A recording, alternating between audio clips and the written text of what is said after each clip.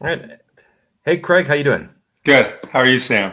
I'm doing well. Thanks for joining us for this interview on digital marketing and print marketing and how the two collide.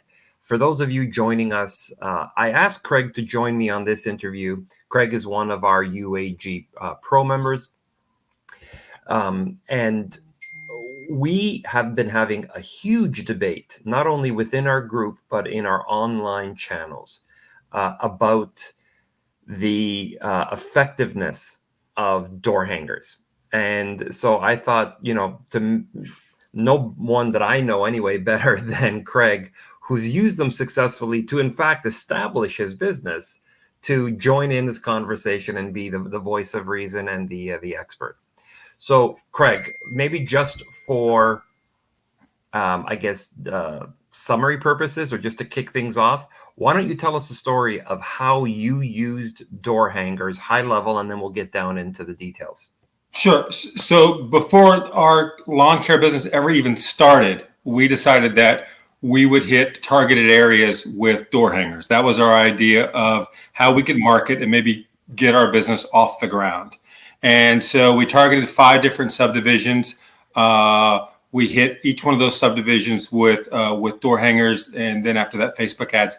But from that, we were estimating we could probably get 20 to 25 clients out of that. And within the first 14 days, we had 44 clients. We were overwhelmed. We were not prepared for that. But it shows the success of how door hangers work if they're done properly. All right, if they're done properly. So let's dive into that. What is doing it properly? How did you do it right? For us, I've seen so many door hangers come on my actual door this summer and prior to the summer.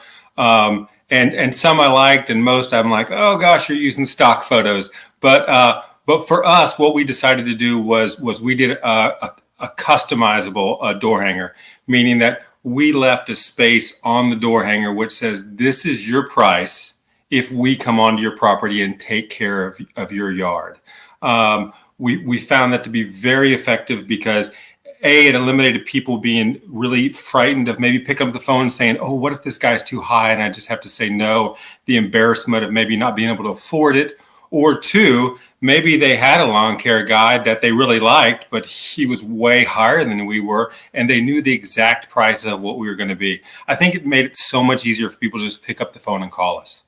Yeah, I think that's a brilliant idea. And as you know, and for those of you listening who may not know, uh, part of the Echo Means business functionality right now, as far as what we offer our community, is these door hanger templates. Not everybody has the ability to design these or to hire an agency or a creative person to do them. So we've got a bunch of customizable templates, and one of the templates that you can download is a door hanger that has a large area on the back that you can put your price, your quote, or whatever personal message that you want. So for those of you listening, go check that out in the pro resources section on echomeansbusiness.com. The other thing that I think is really important in your story, Craig, from the content that I've been reading and what you've been posting on the EMB community, is that it wasn't just the door hanger. It was a combination of the door hanger and your digital marketing work and your Facebook advertising and how you work them together. Can you break that down a little bit for everybody? Sure. So we hit the door hangers. We put them on. We gave it about 24 hours to see which one of those 5 subdivisions are we going to start getting hits from. And then once we figured out, we narrowed it down to 3 subdivisions that we started to get a couple phone calls from. We decided at that point, we're going to go in with Facebook ads. We're going to target those 3 subdivisions as much as we can. And we're going to hit those 3 subdivisions with our ads nonstop, hitting their Facebook pages, and they were simple ads. They were just pictures of me on my mower, and it basically said our name below it and what we offer, because they already had the door hanger in their hands. All we were trying to do was sell them on us. So that's essentially what we in the advertising game call retargeting. Yes, correct. Somebody that's already seen your ad, you just serve them up another ad because the repetition has been proven to increase the likelihood that they're going to respond, if not to your original ad, in your case, which they're holding in their hand or sitting in their kitchen someplace, they'll respond to the ad because that Yes. repetition will be there, and that definitely works. Now, does it make a difference if it's a door hanger or a postcard that you put in the mail? The door hangers worked for us.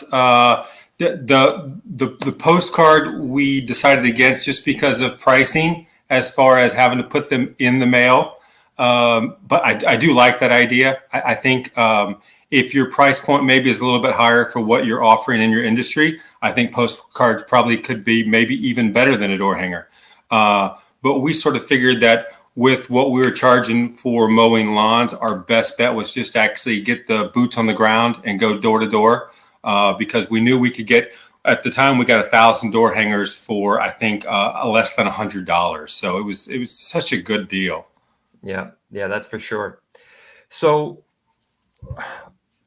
now you've built a business, and you using door hangers to start, supplementing it with some targeted Facebook ads, which are not all that difficult to do. So maybe before we move on, let's just touch on that point. A lot of people that I've spoken to in this industry that are not very digitally savvy, they think, oh, do I need to hire a marketer or a marketing agency to be able to do Facebook advertising? How easy is it to create an ad that targets a specific geography?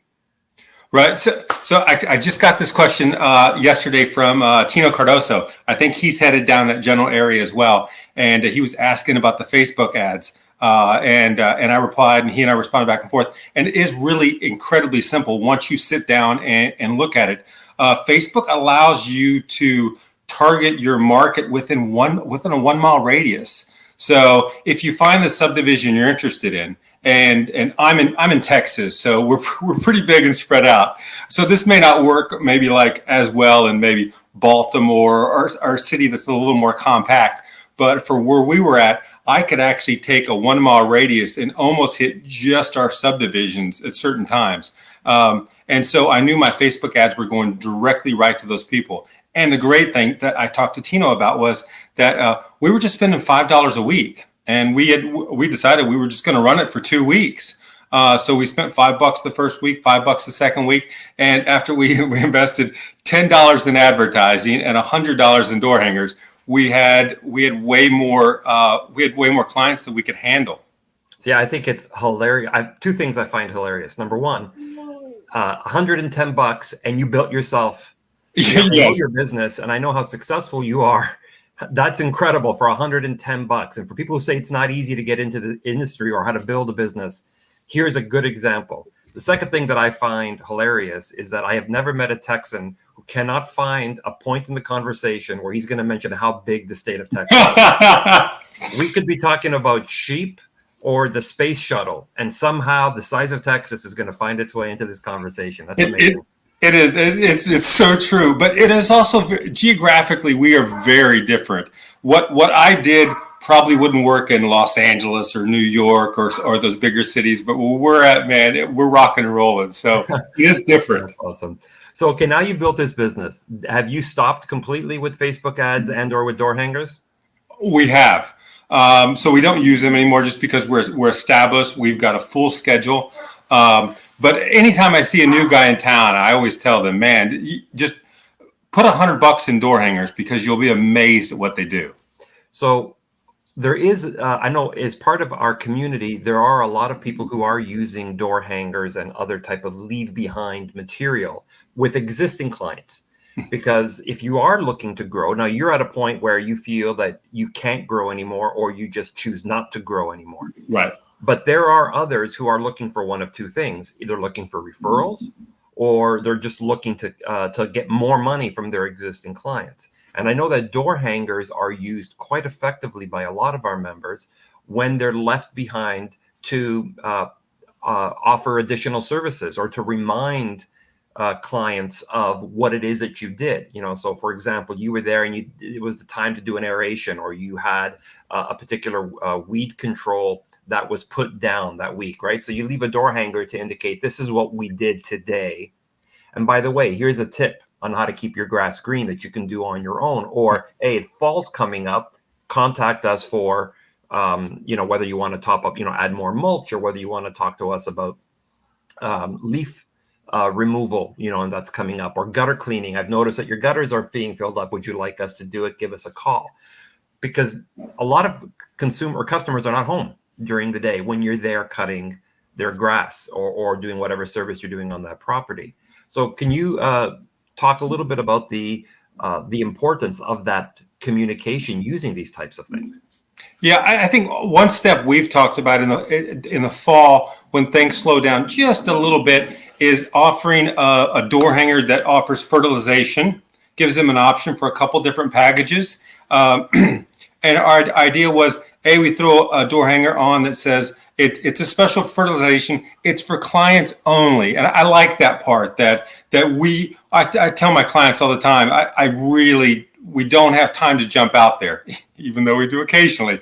But specials for clients only, so that they know, hey, they're part of our family. And then the other thing I think is always good is when you throw out a postcard or a door hanger, if you know they're your clients and you know they appreciate you, always make sure you ask them for a review on there.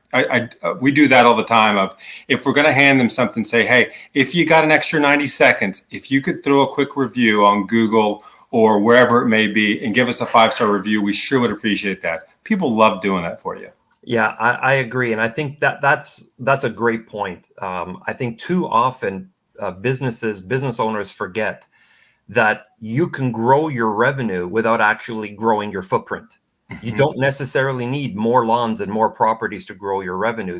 You can get a bigger share of wallet from your existing clients simply by making those recommendations. And even if you don't want to do that, why not use those leave behinds, as you said, to ask for a review? And I particularly like the idea of for our clients only, or for our family only. Building that sense of community, that this is something that I'm doing just for you, I think is a great marketing tip and a great marketing tool. So if you're ever, when you're done, I know this is your second career now. You were a tennis pro before, now you're a lawn care mogul. When you're done and you're looking for your third career, give me a shout, because I got a job at our agency for you. We could always use smart marketers like you. And we don't have a Texas branch, so maybe you could even run one from there. Given how big it is, there's probably lots of opportunities for marketing. Anyway, Craig, thank you so much for sharing your insights and your expertise on this. For those of you who are on Echo Means Business, check out Craig's profile. You can direct message him on that, and certainly look for the content that he's produced. There's a lot of articles and videos on door hangers and other marketing collateral that are being produced and posted there as well. Thanks very much, Craig. Well, thanks for the opportunity, Sam. Take care, everybody. Bye-bye.